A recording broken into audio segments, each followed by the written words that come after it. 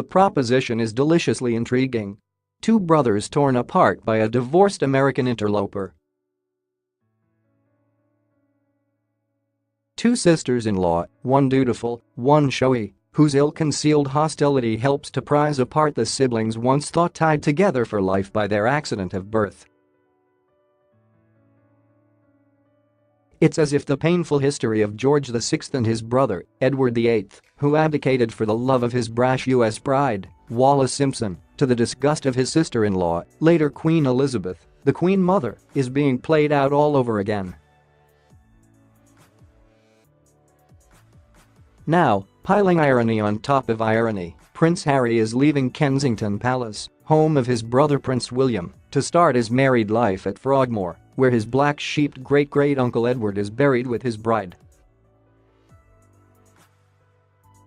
There is no doubt, according to multiple sources I have spoken to, that Harry's marriage to Meghan has hastened the brothers' decision to go their separate ways in terms of living arrangements.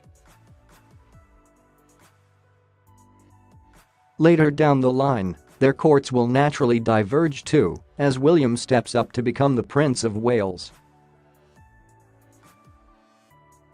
Equally, the former actress's arrival has indeed rather shaken things up a little, both in terms of what one source described to me as her opinionated personality and Harry's determination that his new bride should get her own way. What Meghan wants, Meghan gets, as Harry has said.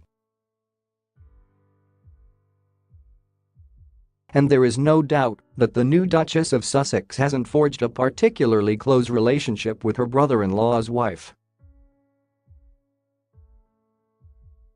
She and Kate are simply very different people, although sources insist there has been no dramatic falling out. But it would be simply wrong to lay this parting of the ways at Meghan's feet.As many people with long years of royal service behind them have been at pains to point out to me in recent weeks. Harry, 34, is a grown man now and as strong-willed as his new wife. Rather dictatorial is how one source, who actually very much likes him, describes the prince. And while he loves his brother and his little niece and nephews, Harry is equally keen to move out. Not to appease his wife, but because he wants to escape the goldfish bowl of royal life for the sake of his marriage and his unborn child. It is a move that the sixth in line to the throne believes is for the best of reasons.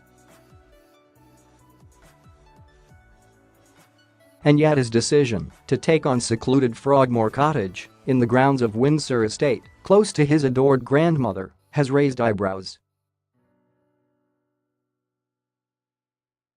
Not least because, as has been reported many times over, the couple had eyed up the Duke and Duchess of Gloucester's home, apartment 1, at Kensington Palace, right next to the Cambridge's 22-room home. Contrary to speculation, the Queen's cousin Richard and his wife, Bridget, were happy to move out for Harry and his new bride. Indeed, I can reveal that the Gloucesters, whose children have long left home, are moving out in the new year to live in the vastly smaller Stables Cottage in the palace grounds. So if the very place Harry and Meghan have so long been linked with is now up for grabs, why wouldn't they seize the opportunity to move in? Could it be because of tensions between the brothers and their wives? One source has told me that until very recently there were multiple options on the table for the couple, including moving into somewhere bigger at Kensington Palace. It was only decided, after they returned from their recent tour to Australia and the South Pacific, that Frogmore was the preferred option, and plans were quickly lodged with the council to bring it up to scratch. One reason given to me is the cost of the work that would be needed to bring apartment 1 up to scratch. Renovating anywhere in a historic royal palace is not cheap. William and Kate's apartment cost taxpayers more than £4.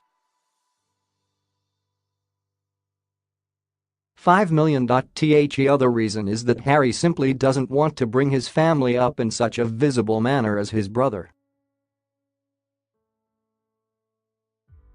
While many would be delighted at the idea of living in a palace, large swathes of it are actually open to the public all year round. And although the Cambridges do have a charming garden in which their 3 children can play, spaces for youngsters to run wild are severely limited. George and Charlotte are regularly photographed by paparazzi on the school-run.Any trip into neighboring Kensington Gardens attracts attention, whether from well-meaning members of the public or the occasional photographer. And while attempts have been made to shield a large grassy area to the left of the palace from prying eyes with a new line of evergreen trees, they have been slower growing than hoped. It means that anyone using the area for play or recreation can be seen from the nearby private road, often used as a thoroughfare by people walking to Kensington High Street or the gardens themselves. As second in line to the throne, William has no choice but to put up with the arrangement, as he must have a permanent base in the capital and Kensington Palace is probably the best option. But Harry is no longer a direct heir to the throne and can be freer with his choices. The Cambridges have their garden in the back, which is nice, but there is no real other space for children to play in, says one who knows the setup well. Frogmore, which is inside the Windsor security zone, where the main house is only open to the public for a couple of days a year, is secluded, peaceful, tranquil, and, most importantly, private. No one will see them coming or going. There will, of course, be a trade-off. Harry and Meghan had to weigh up the 25-mile commute they will now face coming into London for official engagements. But sources say they believe this is manageable, and Harry will continue to be a very hands-on presence in his offices there. One friend went further, insisting last night that the brothers hadn't fallen out, and neither had their wives. The idea of the two of them as the boys, the brothers doing everything together and living in each other's pockets, has been pushed with good intentions, but hasn't really existed for some time, they said. The truth is that they have both just grown up. They are rare in that they live together and work together, but there has been a stepping back. They are still incredibly close, closer than most siblings, but now Harry has married and is about to become a father, so it's a good time for him to be planning his own future. There is no acrimony. Still, others admit that new Duchess has been an acquired taste and one that, perhaps, isn't to the Duchess of Cambridge's liking. Indeed, a second, very well-placed source remarked tellingly that the royal lifestyle and constraints are taking a time for Meghan to get used to. They revealed she's a woman who has lived life into her 30s in her way. She's been a relatively successful actress, has her own humanitarian interests and her own circle of friends. She is very self-sufficient. Understanding the palace way, the deference, the politics and the fact that there's a pecking order is taking a while for Meghan to get her head around.